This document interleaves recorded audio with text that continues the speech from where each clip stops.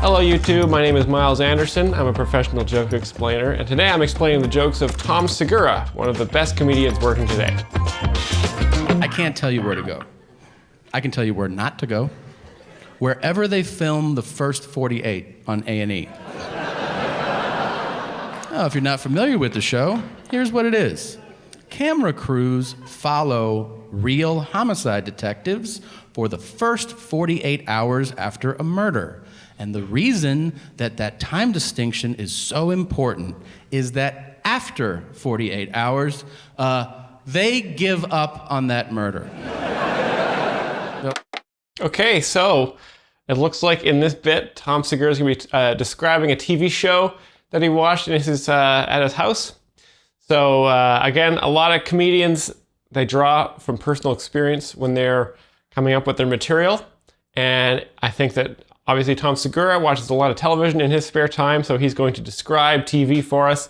Of course, you know, you could just watch the TV show yourself, but your thoughts on this probably won't be as funny as what Tom's going to come up with here. So this is exciting. It's going to be a crime show about the first 48, and he makes a joke off the top about the first 48 hours being after that the cops give up searching for the criminal. So that's very funny.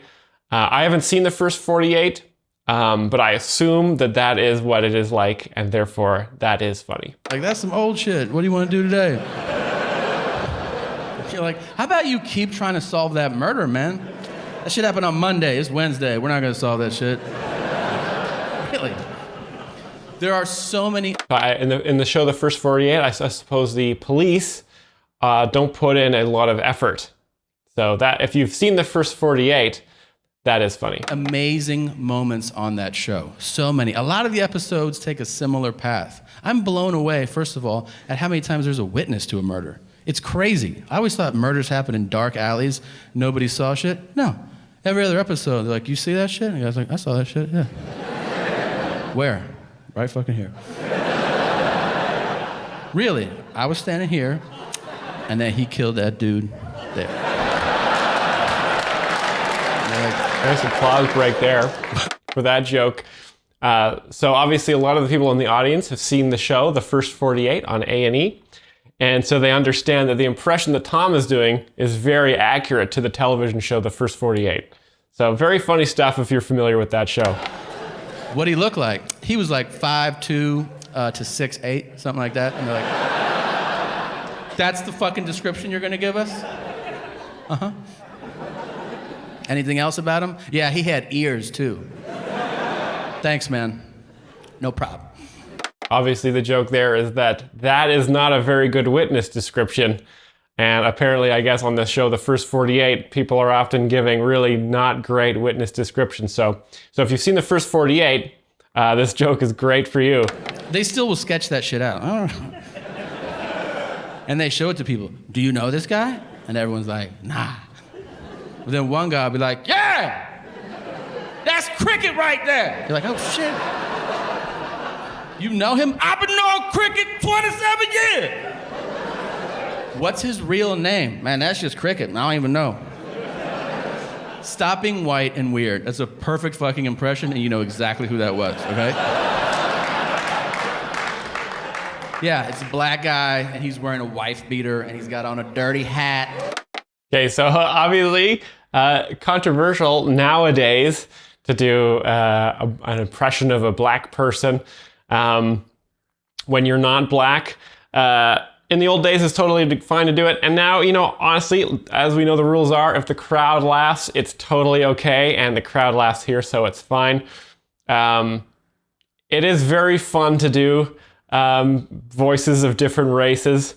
Of course, you're not allowed to do it anymore, though. And I don't do it myself. If I was going to do it, I would have to go far into the woods, you know, past the Colorado mountains, maybe at an abandoned lake or something. And then I would do it for a while just to get it out of my system. But obviously I would not do that because you're not allowed to do that, and I don't.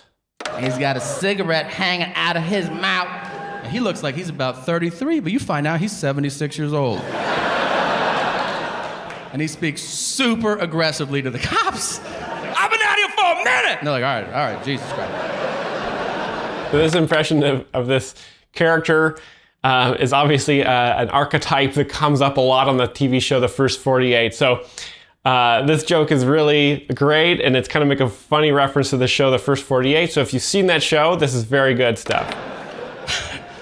When was the last time you saw him? He came through with jellyfish last week. They were looking for some smoke. And they're like, all right, Jesus Christ. They always cut to the whitest detective from that guy, too. They cut from that guy to the guy who's like, I don't think he's going to help us out. We're going to have to find Cricket on our own. That show has the best moment in television. It's the most dramatic thing you could ever see, because it's real life, and that is the interrogation. The interrogation is amazing, because here's the thing about drama. If you want to have a great, dramatic moment, raise the stakes. Guess what? There's no higher stakes than somebody being questioned about taking somebody else's life. It's inherently compelling television. It is also super serious. But the detectives insist on using the suspect's street name, so the whole thing turns into a fucking cartoon. Like, they're literally like, your life is on the line. We need to talk to you. Why don't you have a seat? Little stank, why don't you sit down for a second? It sounds so that joke there is the juxtaposition of the serious situation and the silly street names of the witnesses being interviewed on the show The First 48. Did you or did you not know Very Dookie funny Shoes? contrast there. That's the joke. I don't know no Dookie Shoes. I got a picture of you hanging out with Dookie Shoes. I mean, I seen them. I don't know. And then they'll throw one bit of evidence against the wall, hoping it'll solve the case. They'll be like, well, we were talking to Namin, and he said that you were at the 7-Eleven last week. And he'll be like, yeah, I shot him in the face. And you're like, God damn, really? That's all it took to break you? Dude, lie. Lie for longer. You can kill somebody, you can't lie for 10 fucking minutes about it? Like, dudes will break on anything. They'll be like, we heard you had on a blue shirt last Friday. Yeah, I stabbed those 4 people. Dude, a lot of people have blue shirts, man. So the joke here is that the people on the First 48 who are suspects are not often very competent and can often entrap themselves on the TV show. So if you've seen the show The First 48, this is very good stuff here. You can still very get out funny. of this. Here's what I've learned watching that show, okay? Lawyer up. You can't handle that shit. Everybody's like, I'm gonna talk to the cops and straighten this whole thing out. You're gonna do 25 to life. Have fun with that, man. Nobody asked for a lawyer. I've seen 300 people get interrogated on this show. 2 of them were like, can I talk to a lawyer? And both times the detectives were like, fuck! And then at the end of those episodes, it said on the screen, all charges against Tayshaun were dropped. So that's very funny how he also notices that a lot of these people don't ask for lawyers on this show and are often underprepared for the police. That's a great observation, very funny, but also, you know, it is very important to always speak to a lawyer before you speak to the police or before you decide to sort of take your YouTube channel in a direction where you upload copyrighted content on a regular basis. Or Jim, pick a fucking name. Let's be honest, there's no Jims on the show.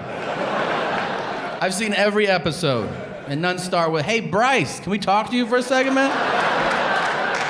Where were you last Friday? I was over at Tanner's house. Then Skylar had a party, so we went over there.